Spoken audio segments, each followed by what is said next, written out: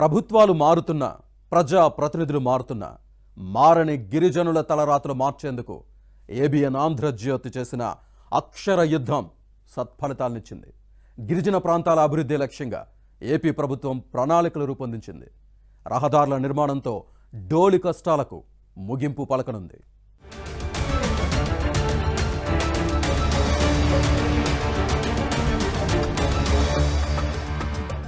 ఆంధ్రప్రదేశ్లో ప్రభుత్వాలు మారుతున్నా ఆదివాసీ గిరిజనుల కష్టాలు, సమస్యలు మాత్రం పరిష్కారం కావటం లేదు. నగరంలో కాస్త అభివృద్ధి జరుగుతున్నా ఏజెన్సీలపై అన్ని ప్రభుత్వాలు చిన్నచూపే చూశాయనడంలో ఎలాంటి సందేహం లేదు. నగరంలో రహదారులు వేయకపోతే ప్రతిపక్షాలు, ప్రజా సంఘాలు రోడ్డెక్కి మరీ గోల చేస్తూ ఉంటాయి. అధికార యంత్రాంగం కూడా నగరంలోనే ఉండటం వలన కాస్తో కూస్తో రోడ్లు వేస్తూ ఉంటారు. కానీ గిరిజన ప్రాంతాల్లో పరిస్థితి అలా కాదు. గిరిపుత్రుల సంక్షేమమే పరమావధి అంటూ ప్రభుత్వాలు చెబుతున్నప్పటికీ ఏజెన్సీలలో ఉంటున్న ఆదివాసీ గిరిజనుల కష్టాలు మాత్రం తీరటం లేదు. రహదారి సౌకర్యం లేకపోవడంతో ఇప్పటికీ డోలి మోతలే వారికి శరణ్యం అవుతోంది. నవమాసాలు మోసి పండింటి బిడ్డ కోసం ఆసుపత్రిలో పురుడు పోసుకోవాలనుకున్నా, మృతి చెందిన శవాన్ని ఊరు తీసుకెళ్లాలన్నా ఈ కొండకోణంలో డోలీయే గతవుతోంది. ఇక రోగుల పరిస్థితి కూడా ఇంతే. ఏజెన్సీలో ఉండే గ్రామానికి రహదారి సౌకర్యం లేకపోవడం వల్ల అంబులెన్స్ వచ్చే పరిస్థితి లేదు. కనీసం ఆటోలు కూడా వచ్చే పరిస్థితి లేదంటే గిరిజనుల బతుకులు ఎంత దయనీయంగా ఉన్నాయో అర్థం చేసుకోవచ్చు. కొన్ని సందర్భాల్లో డోలీలో గర్భిణీలను తీసుకువెళుతున్న సమయంలో కడుపులో బిడ్డ చనిపోయిన సందర్భాలు హృదయాలను కలిచివేస్తుంటాయి.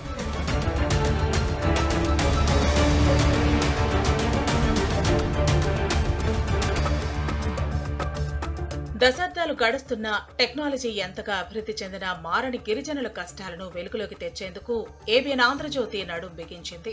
ముఖ్యంగా 5 ఏళ్ల జగన్ పాలనలో గిరిజనులు అనుభవించిన అష్ట కష్టాలపై ప్రత్యేక కథనాలను ప్రసారం చేసింది. గిరిజన ప్రాంతాల్లోని దుస్థితిని కళ్లకు కట్టినట్లుగా చూపించింది. గిరిపుత్రుల వేదనను, రోదనను బాహ్య ప్రపంచానికి తెలియజేసింది. గిరిజన ప్రాంతాల్లోని దుస్థితి, వారు ఎదుర్కొంటున్న పరిస్థితులపై ఏబిఎన్ ఆంధ్రజ్యోతి వరుస కథనాలకు ఏపీ ప్రభుత్వం స్పందించింది. గిరిజన గ్రామాల్లో సరైన రహదారి సౌకర్యం లేక అత్యవసర సమయాల్లో రోగులను డోలీల్లో తీసుకురావటం, కొందరు మార్గమధ్యలో మృతి చెందటం వంటి ఘటనలపై ప్రభుత్వం సీరియస్ గా తీసుకుంది. ఏబిఎన్ ఆంధ్రజ్యోతి కథనాల ఆధారంగా సమస్య పరిష్కారానికి 2 నెలలుగా కసరత్తులు చేసింది.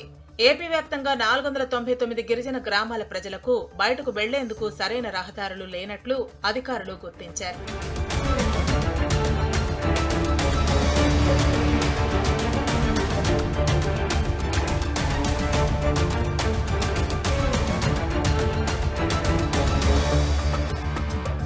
ముఖ్యంగా పార్వతీపురం, అల్లూరి సీతారామరాజు జిల్లాల్లో సమస్య తీవ్రంగా ఉన్నట్లుగా ప్రభుత్వం ప్రాథమిక అంచనాకు వచ్చింది.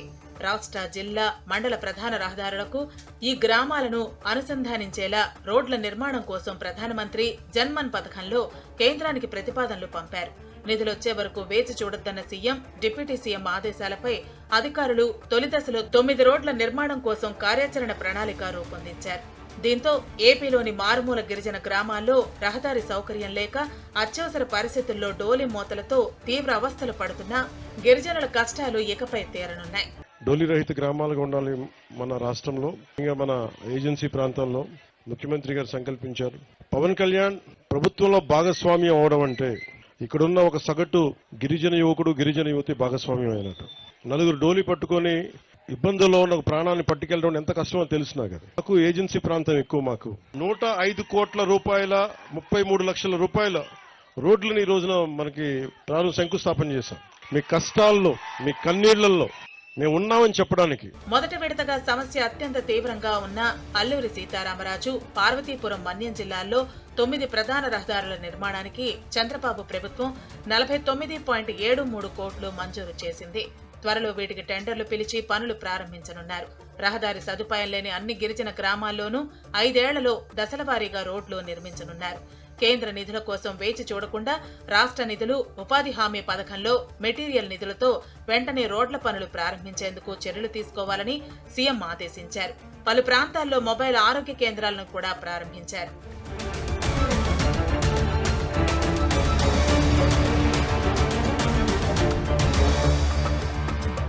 గిరిజన ప్రాంతాలను అభివృద్ధి చేస్తామని డిప్యూటీ సీఎం పవన్ కళ్యాణ్ తెలిపారు. శుక్రవారం మన్యం, పార్వతీపురం జిల్లాల్లో పర్యటించిన పవన్ కళ్యాణ్ రోడ్ల నిర్మాణానికి మక్కువ మండలం బాగుజోలు నుంచి శ్రీకారం చుట్టారు. బాగుజోలు సిరివరం రహదారికి 9 కోట్ల అంచనాతో చేపట్టిన నిర్మాణానికి పవన్ కళ్యాణ్ శంకుస్థాపన చేశారు. గత వైసీపీ ప్రభుత్వ నిధులను పక్కదారి పట్టించిందని పవన్ ఆగ్రహం వ్యక్తం చేశారు.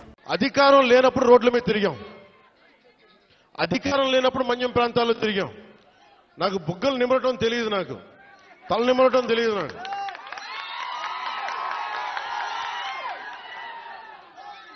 నేను మీ కన్నీళ్లు తుడిచి పారిపోయే వ్యక్తిని కాదు. నేను దూరంగా ఉన్నా, నా రూమ్లో కూర్చొని ఉన్నా, మీకోసం నిరంతరం పరితపించే వ్యక్తిని. ఒక మాట ఇచ్చాను,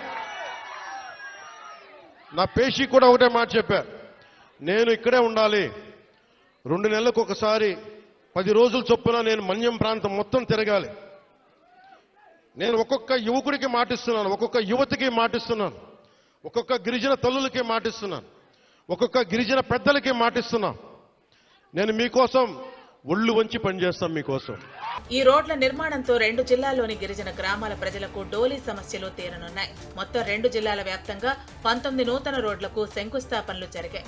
దాదాపు 36.71 కోట్ల వ్యయంతో 39.32 కిలోమీటర్ల మేర నూతన రోడ్ల నిర్మాణం జరగనుంది.